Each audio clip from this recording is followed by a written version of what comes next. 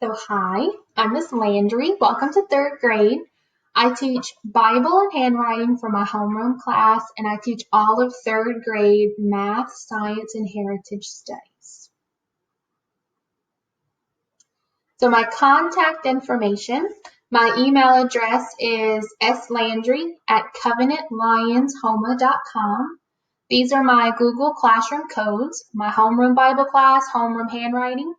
If your child has my name on Headmaster, they will be in my homeroom classes. That means they have me in the morning. And all of third grade will have to enter in my math, science, and heritage studies codes, as in I teach it for all of third grade. So a few classroom procedures. It says daily conduct grades will be sent home according to the colors on this chart on the left.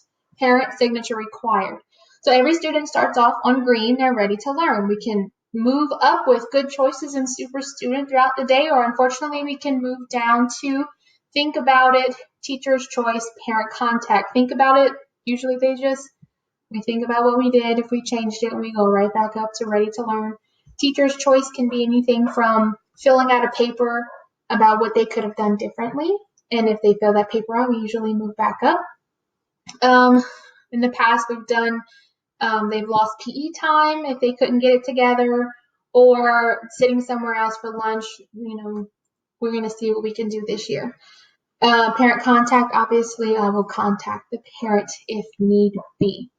We have an open line of communication with parents through Google Classroom and email. If you have a question, if you're like, so-and-so, I need to know if you grabbed his lunch, message me on there. We'll figure it all out. We'll get it. If you need to check on your baby while they're in class, go ahead, send me a message. I'll message you back as soon as I can. Test folders. Those are the blue folders we purchased for our supply list. They are test folders sent home on Thursdays, and they are expected to be signed and returned on Fridays. Okay, Ms. Ota and I have folder system. So workbook pages are placed in each subject's folder in the prompts for the chapter. These pages are not to be removed until the chapter test has been taken. So for example, I'll tear out chapter 1 for math. We'll place it in the prompts. We will go throughout our lessons until every page is completed in class. Once that material is tested, then the students can take all of chapter 1 out of the prompts and go ahead and leave them at home. This way they're not lugging around those big old workbooks every single day home to study for tests. It's just a little bit easier, and everything has its own color coordinated folder. So for Bible, we have orange, math is purple, social sciences, which is their science and their social studies, is green, and their test folder is blue. One blue test folder for me, one blue test folder for Ms. Otan. Down here at the bottom, we have homework. Homework, students are responsible for writing down homework and turning it in on time. I would say in my class, the most homework they will have is math, and it's usually when I need a bit more of a review and the night before the test. We have an awesome review workbook. That would be the only workbook that would be traveling home from my class. It's a review of everything we learned that day, everything we've learned in the chapter, and a lot of times we do the review for the math the day before the test, and that helps tremendously. All right, grading. This is also very important. So we use the 10-point grading scale. It's up there on the left. For Bible, we have weekly oral memory verse tests. So the students will get a Bible verse on Monday. We have lots of opportunity to practice. We write it. They can write it at home if they'd like. They study it. And on Fridays, unless there's a holiday or we have to rearrange the schedule, they will be tested orally. They will tell me the verse, and then they will be graded on what they memorized. Unit tests. Once all the unit is completed, we usually have about a 1-page test, and it comes with a study guide of what they've learned in Bible for that unit. Handwriting is a weekly test. We just go ahead and make sure their cursive slanting and their spacing and the letter size is still where it needs to be. Math, we have bi-weekly fluency quizzes.